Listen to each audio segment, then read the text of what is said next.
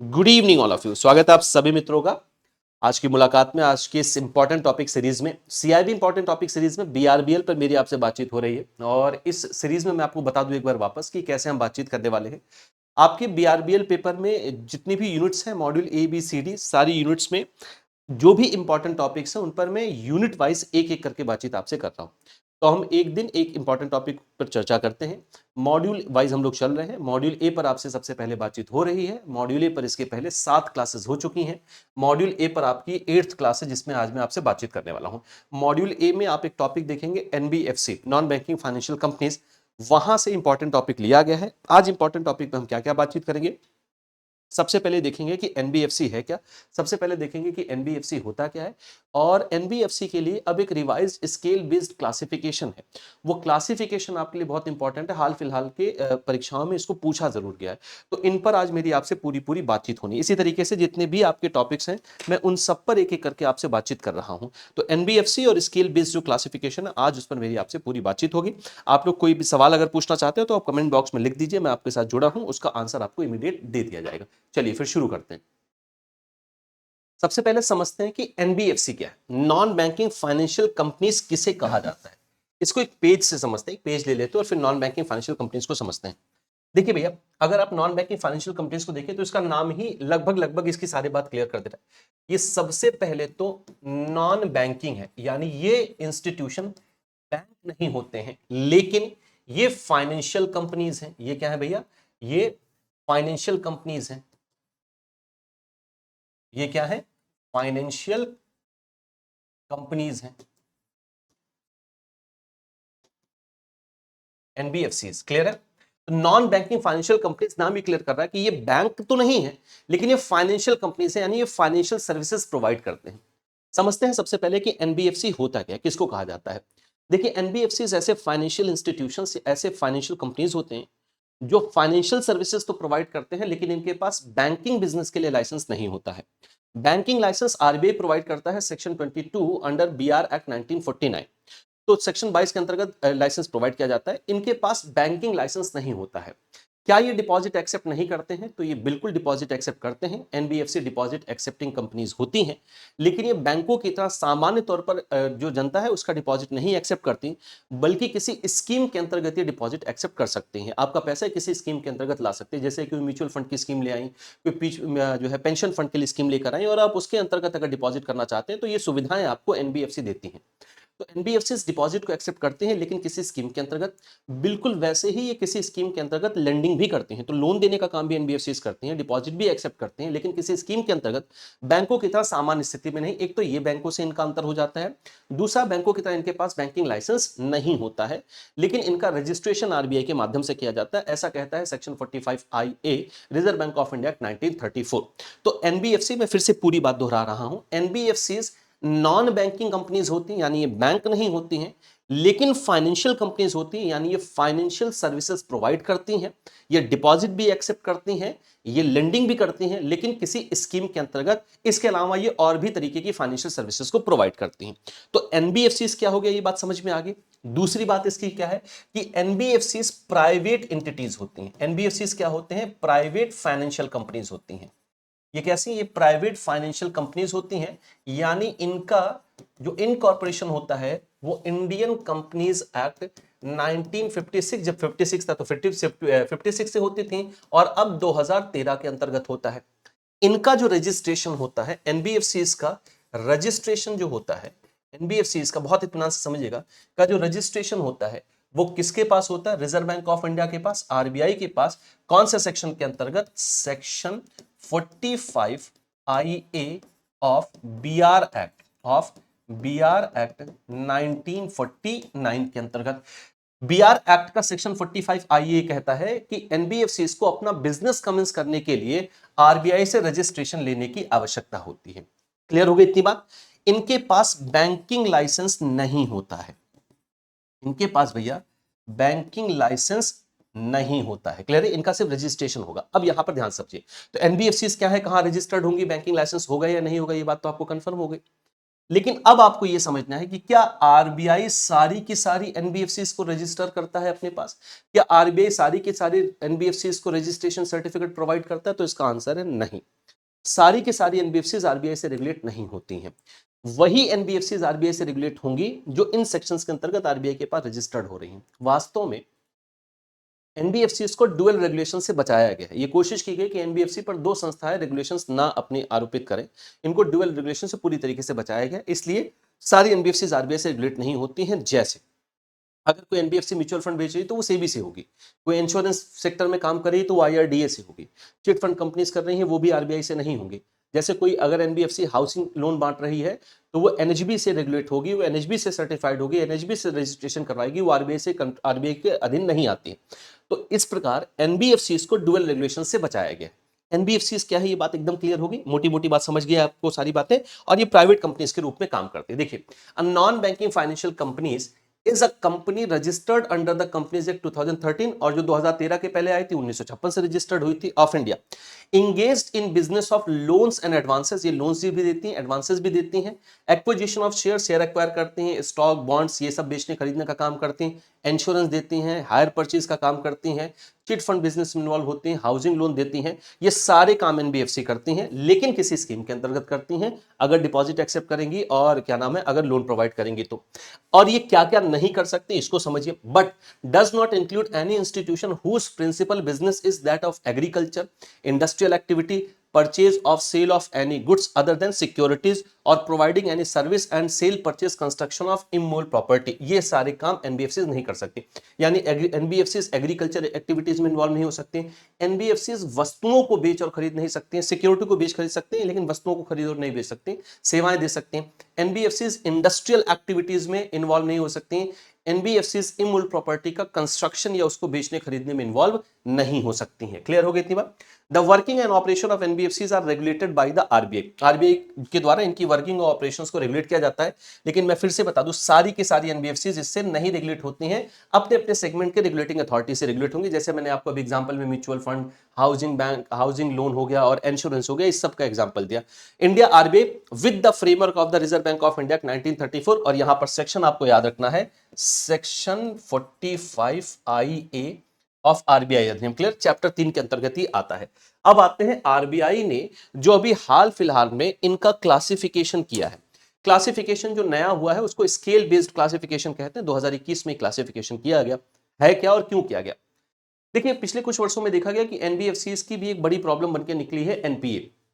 बहुत सारे एनबीएफसीज का एनपीए लगातार बढ़ते चले जा रहे हैं और फाइनेंशियल समस्याओं की वजह से कई सारे एनबीएफसीज बंद भी हुए हैं ना, तो ये समस्या आरबीआई ने देखा। इसलिए आरबीआई ने इनका एक नया क्लासिफिकेशन किया जिसको हम रेगुलेटरी स्केल बेस्ड क्लासिफिकेशन कहते हैं। इस क्लासिफिकेशन में आरबीआई ने 4 लेयर बनाए, base layer, middle layer, upper layer और टॉप लेयर।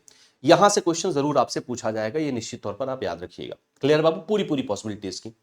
असल में अब ये जो क्लासिफिकेशन या जो लेयर बनाए गए, इनके पीछे आरबीआई का क्या उद्देश्य था? तो इसके पीछे जो आधार है, इस क्लासिफिकेशन का जो बेस है, जो आधार है, वो है इनकी असेट साइज, इनका आपका रिस्कीनेस और इन पर रेगुलेटरी एनवायरनमेंट कैसा होना चाहिए। तो आरबीआई ने इन 3 आधार पर इनका क्लासिफिकेशन किया। मैं तीनों आधार फिर से बोल रहा हूं। इनके रिस्कीनेस को ध्यान में रखा गया, कौन सी एनबीएफसी पर कितना ज्यादा रिस्क है, किस एनबीएफसी का कितना असेट साइज है और रेगुलेटरी फ्रेमवर्क उन पर क्या होना चाहिए। इसके आधार पर 4 लेयर बनाए गए, base layer, middle layer, upper layer और टॉप लेयर। जैसे एग्जाम्पल के तौर पर बेस लेयर में ऐसी एनबीएफसी को रखा गया है जिनकी असेट साइज कम है और जो थोड़ा लेस रेगुलेशंस को एंजॉय कर सकती हैं, उनको बेस लेयर में रखा गया।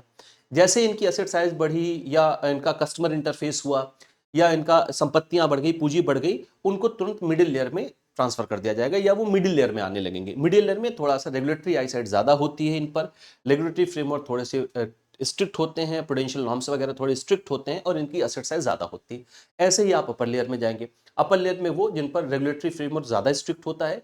अमूमन यहाँ जो असेट साइज के हिसाब से इंडिया की टॉप 10 एनबीएफसीज हैं जिनकी असेट साइज सबसे ज्यादा है, ऐसी टॉप 10 एनबीएफसीज को अपर लेयर में ही रखा जाता है। जो आपका टॉप लेयर है ये अमूमन एम्प्टी रहता है, ये खाली रहता है। इसको बनाया गया है कि अगर अपर लेयर की एनबीएफसीज में उनकी असेट साइज और बढ़ी या उन पर और ज्यादा रिस्क बढ़ गया तो उनको ट्रांसफर कर दिया जाएगा टॉप लेयर में। यानी टॉप लेयर में अगर एनबीएफसीज आएंगी तो वो अपर लेयर से ही ट्रांसफर होकर आएंगी। टॉप लेयर अमूमन जो पॉपुलेटेड होता है वो अपर लेयर से ट्रांसफर होने के बाद होता है। टॉप लेयर वैसे हर केस में क्या होता है भैया, एम्प्टी होता है, खाली होता है। अब आपको यहां पर ये पूछा जाता है कि कौन सी एनबीएफसी बेस लेयर में है, कौन सी एनबीएफसी मिडिल लेयर में है, कौन सी अपर लेयर में, कौन सी टॉप लेयर में है। तो टॉप लेयर तो अमूमन खाली रहती है। जब यहाँ अपर लेयर में कोई रिस्क बढ़ेगा, एसेट साइज बढ़ेगी, तो ही वो टॉप लेयर में ट्रांसफर होंगी। अपर लेयर में हिंदुस्तान की एसेट साइज के हिसाब से टॉप 10 एनबीएफसीज हैं। यानी आपको याद करना पड़ेगा कि अब बेस लेयर में है कौन सी और मिडिल लेयर में कौन सी है, क्योंकि अपर लेयर और टॉप लेयर मैंने आपको बता दिया है। अब देखते हैं भैया स्केल बेस्ड क्लासिफिकेशन क्या हुआ है। The base layer shall comprises of, base layer में क्या क्या आते हैं, non deposit taking NBFCs below the asset size of 1000 crore. Clear है? ऐसी एनबीएफसीज जो नॉन डिपॉजिट टेकिंग है, इनको हम कहते हैं, जो नॉन डिपॉजिट टेकिंग एनबीएफसी होती है उनको हम कहते हैं NBFC ND, non deposit taking. ऐसी एनबीएफसी जो नॉन डिपॉजिट टेकिंग है, जो डिपॉजिट नहीं एक्सेप्ट करती हैं, अगर उनकी एसेट साइज 1000 करोड़ या उससे कम है तो वो बेस लेयर में होंगी। और अगर नॉन डिपॉजिट टेकिंग एनबीएफसी का एसेट साइज 1000 करोड़ रुपए से ज्यादा चला जाएगा तो वो मिडिल लेयर में चली जाएंगी। 1000 से करोड़ से कम तो बेस लेयर, 1000 करोड़ से ऊपर तो वो मिडिल लेयर में चली जाएंगी। इसके अलावा जो डिपॉजिट टेकिंग होती हैं, हमेशा याद रखिएगा, ऐसी एनबीएफसी जो डिपॉजिट टेकिंग होती है उनको हम एनबीएफसी डी बोलते हैं। ये हमेशा मिडिल लेयर में रहेंगी। ये हमेशा कहां रहेंगी भैया, ये हमेशा मिडिल लेयर में रहती हैं, इनकी एसेट साइज कुछ भी हो। तो डिपॉजिट टेकिंग एनबीएफसीज का एसेट साइड से कोई लेना देना नहीं है, वो मिडिल लेयर में ही रहेंगे, क्योंकि उनका कस्टमर इंटरफेस होता है, कस्टमर अपना पैसा जमा कर रहा है, तो उन पर प्रूडेंशियल नॉर्म्स, ये सारी चीजें स्ट्रिक्ट होती हैं, इसलिए उनको बेस लेयर की बजाय मिडिल लेयर में रखा गया। नॉन डिपॉजिट टेकिंग एनबीएफसीज अगर 1000 करोड़ से कम तो बेस लेयर, उससे ऊपर तो मिडिल लेयर। एनबीएफसीज और कौन कौन सी आती हैं, एक्टिविटी के आधार पर कौन सी एनबीएफसी बेस लेयर में आती हैं, जैसे पीयर टू पीयर लेंडिंग वाली एनबीएफसीज है। पीयर टू पीयर लेंडिंग, जैसे आपसे फंड लिया गया और उस आपके फंड को आगे कहीं जो है इन्वेस्टमेंट किया गया। अकाउंट एग्रीगेटर हो गई, non operative financial holding companies हो गई। क्लियर है? और ऐसी NBFCs not availing public fund and not having any customer interface, ऐसी एनबीएफसीज जिनके पास पब्लिक फंड नहीं है या कोई कस्टमर इंटरफेस नहीं है भैया, वो भी आपकी बेस लेयर में आती है। तो ये थोड़ा सा लेस रेगुलेशंस को एंजॉय कर सकती हैं। मिडिल लेयर में आते हैं भैया, मिडिल लेयर में कौन कौन सी आती हैं, सारी डिपॉजिट टेकिंग एनबीएफसीज जिनका एसेट साइज से कोई लेना देना नहीं। अगर वो डिपॉजिट टेकिंग है तो मिडिल लेयर में रहेंगी, जैसे आपको पीछे बताया गया। Non deposit taking NBFCs 1000 crore से ऊपर है तो मिडिल लेयर में, 1000 करोड़ से नीचे है तो बेस लेयर, पीछे आपको बताया गया। एक्टिविटी के आधार पर कौन कौन सी एनबीएफसीज मिडिल लेयर में आती हैं, स्टैंड अलोन पीडीज। पीडी कौन होते हैं, पीडी वो एंटिटीज होती हैं जिनको गवर्नमेंट सिक्योरिटीज को या मनी मार्केट की सिक्योरिटीज को बेचने और खरीदने दोनों का अधिकार प्राप्त होता है, वो पीडी कहलाती है, प्राइमरी डीलर्स कहलाती है। प्राइमरी डीलर्स में बैंक, एनबीएफसीज ये आते हैं। अगर बैंक या बैंक का डिपार्टमेंट ही प्राइमरी डीलर का काम कर रहा है तो उसको बैंक पीडी बोलते हैं। कोई एनबीएफसी अगर प्राइमरी डीलर का काम कर रही है तो उसको स्टैंड अलोन पीडी कहते हैं। तो स्टैंड अलोन पीडी आपकी आ जाती है किसमें, बेस लेयर में, सॉरी मिडिल लेयर में। इंफ्रास्ट्रक्चर डेट फंड जो एनबीएफसीज होती है वो भी मिडिल लेयर में होंगी। Core investment company, housing finance company, ये सब आपकी मिडिल लेयर के अंतर्गत आती हैं। इंफ्रास्ट्रक्चर फाइनेंस कंपनीज ये आपकी मिडिल लेयर के अंतर्गत आती हैं। अपर लेयर में एसेट साइज के हिसाब से जो टॉप 10 एनबीएफसीज है वो अपर लेयर में आते हैं। जैसे upper layer shall comprises of those NBFCs which are specifically identified by the RBI as warranting enhanced regulatory requirement based on set of parameters and scoring methodology। तो RBI के according जिन NBFCs पर ऐसा लगता है कि इनमें रिस्क अब ज्यादा बढ़ गया है, इसको और ज्यादा रेगुलेटरी फ्रेमवर्क की आवश्यकता है, उसको अपर लेयर में डाला जाएगा। Top 10 eligible NBFCs in terms of their asset size shall always reside in the upper layer irrespective of any other factor। अगर हम टॉप 10 एनबीएफसीज की बात करें, यानी इस देश की जो टॉप 10 एनबीएफसी हैं जिनका असेट्स टॉप 10 में आता है, उनका बाकी कोई फैक्टर कंसीडर नहीं किया जाएगा। अगर आप असेट के हिसाब से टॉप 10 में आ गए तो बाकी सारे फैक्टर को कंसीडर नहीं किया जाएगा, आपको अपर लेयर में ही डाला जाएगा क्योंकि आपकी असेट साइज बहुत ज्यादा है। अब आते हैं टॉप लेयर, जो सबसे ऊपरी लेयर होता है, ये अमूमन एम्प्टी होता है, अपर लेयर से ही यहां पर ट्रांसफर होगा अगर कोई एनबीएफसी की एसेट साइज या रिस्क और ज्यादा बढ़ जाती है तो। The top layer will ideally remain empty. This layer can get populated if the reserve bank is of the opinion that there is a substantial increase in the potential systematic risk from specific NBFC in the upper layer। तो जो specific NBFCs हैं अगर उनमें potential systematic risk बढ़ जाता है या उनकी asset size और भी ज्यादा बढ़ जाती है, तो क्योंकि वहां top 10 NBFCs हैगी तो उनको top layer में जो है ट्रांसफर कर दिया जाता है। Such NBFCs shall move to the top layer from the upper layer। ऐसे NBFCs को अपर लेयर से टॉप लेयर में ट्रांसफर कर दिया जाता है। तो ये सारी कहानी भैया आज आपके साथ जो मैंने डिस्कस की ये एनबीएफसी को लेकर थी। हमने आज देखा कि एनबीएफसीज क्या होती हैं, प्राइवेट कंपनीज हैं या गवर्नमेंट होती हैं, रजिस्ट्रेशन कैसे होता है, डुअल रेगुलेशन क्या होता है, ये सब हम लोग ने देखा। और जो 2021 में आया स्केल बेस्ड क्लासिफिकेशन, उसका आधार क्या है और जो 4 लेयर है, base layer, middle layer, upper layer और टॉप लेयर, इनमें कौन कौन सी एनबीएफसी आती हैं। तो आज के लिए फिर इतनी ही चर्चा रखते हैं। आगे जो आपसे मुलाकात होगी ऐसे ही हम मॉड्यूल वाइज सारे इंपॉर्टेंट टॉपिक पर डिस्कस करते चलेंगे। अब आप अगर आप सीरियस हैं भैया इस एग्जामिनेशन के लिए, तो मैं आपको एक बहुत इंपॉर्टेंट बात बता दूं, आप हमारे महापैक में आ सकते हैं। महापैक आपको 3 वैलिडिटी में मिल रहा है, 1 ईयर, 2 ईयर और 6 मंथ। महापैक में देखिए सबसे खास बात यह है कि आपको सारे रनिंग बैचेस का एक्सेस मिलता है, सारे अपकमिंग बैचेस का एक्सेस मिलेगा।